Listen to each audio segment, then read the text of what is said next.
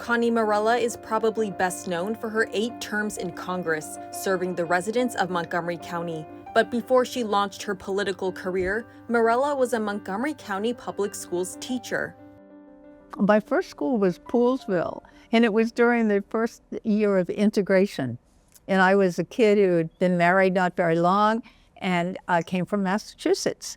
And so to have this idea of the separation of people in terms of whether they were black, white, yellow, whatever it was, I was shocked at it. And I was shocked to see the display of good people who were against integrating. I couldn't understand that. I met, as a matter of fact, there were only a handful of black students. I became very familiar with their families because one of them I remember, I think it was Lorraine Naylor. Her mother wrote a letter to me and said, "Dear Mrs. Morella, please don't get yourself in trouble for my daughter." So you had the parents of these students too that were concerned and who really cared about whether or not I was going to have difficulty because I believed in integration. I am still registered as a Republican. I can't vote for a Democrat if I wanted to in the primary. I would have to look at the slate of Republicans, and this is a very blue county. In an area of mostly Democrats, this popular local politician who served nearly 20 years in Congress was a Republican. Even now, I will have some people, usually they're older, some people who say, "Oh, you were the only Republican I voted for." I didn't know whether I would just say thank you, but I thought, that was kind of too bad. Starting in the 80s, she was elected to Maryland's 8th congressional district 8 times. It was the most Democratic district in the country when I was elected, held by a Republican. And so what does that say? It says that you work across the aisle. You must listen, to learn, to lead. And so that sort of has been my motto. And when you listen, you learn a lot. You learn about both sides of an issue, and then you can kind of come together with what seems to be in the best interest of your constituency, obviously, and obviously your conscience too. So what it did is it made me work very hard. I mean, I would go to every town meeting, I would knock on every door, or do whatever I could to reach the people. But I also learned a lot, and I learned to respect and admire the good things that were happening in my district, and then to go to bat for them in Congress. I've always felt listen, learn, and lead. She opposed Republicans on issues like abortion, gun control, and gay rights.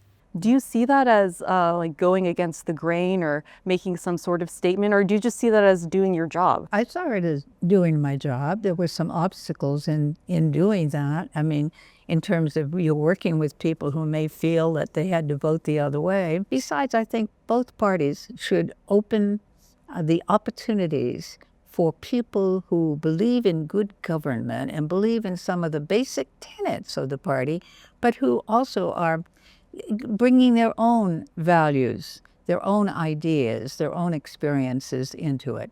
Because to whom are they accountable? The people who elected them. She's a leader in women's issues. I'm very proud of the idea of the whole concept of NIH being able to also have an Office of Research on Women's Health. I was involved with that. And we had 2 House members, Democrat, Republican, both of them. And we got the Office of Research on Women's Health at NIH established. And as a result of that, a number of the other federal agencies began to establish offices where they looked into how are women being treated, and again, women's health particularly. And so I'm very proud of that. I'm very proud of the Violence Against Women Act. I was on the very first bill, and the second one, I was the chair of the bill and the chief sponsor. 3, 2, 1, go. She continues making her mark in Montgomery County. In 2018, the library on Arlington Road in Bethesda was renamed the Connie Morella Library. The library was my source of all information. In fact, I have to say, The library helped raise me. I would walk to and from the library, which was about a little under 2 miles, do my homework there, explore the surroundings, and of course meet and enjoy friends. I was just very thrilled. It shows that it was not partisan because those who made the decision were Democrats, you know. But the library just really excited me because I thought the library is nonpartisan. The library doesn't care about your economic values. The library doesn't care about your educational situation. You can see somebody there sleeping. You can see somebody there who is typing away and someone else that's studying. So the library brings people together, and it is free. Out of Congress, she still stays busy in politics. And I believe that you can have a divided Congress, but they don't have to be stymied or bulldozed. They can work together. I wish I had a magic wand where I could change a lot of the things in the world, in the country also, but I don't. So I do what I can in terms of interpersonal relationships and working with some international and local organizations. I've been very active with the former members of Congress. We have an association which is, of course, bipartisan. And then I am president of the Washington Institute of Foreign Affairs, which really is a group of former ambassadors, retired most of them, but they come together with their wisdom and experiences and listen to other experts and comment. So it's a very nice kind of situation. And then I'm involved in Montgomery County with the Family Justice Center and a number of other issues. So I stay busy. You mentioned everything that's happening today. How are you feeling about just what's going on today politically?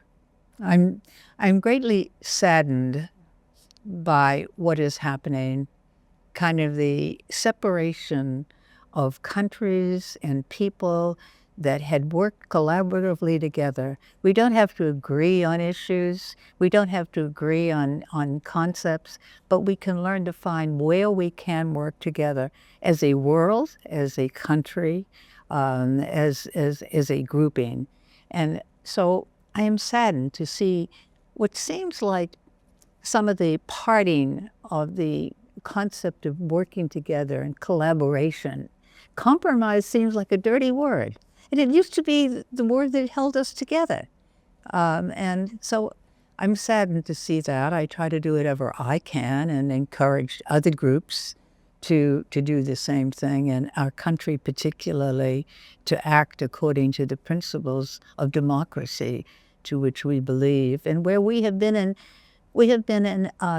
emblem to the world of democracy.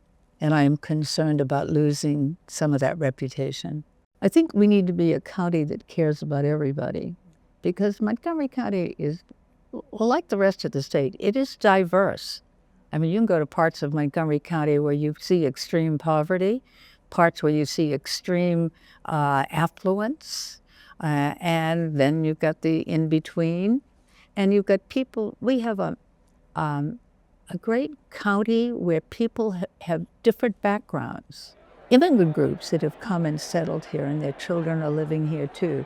So we have the excitement of diversity, and with that diversity, it brings us a lot of different talents, a lot of different backgrounds, and I think we should respect it. I think we should open our ears and eyes and hearts and minds to the diversity of the people in Montgomery County, which is a great reflection of differences.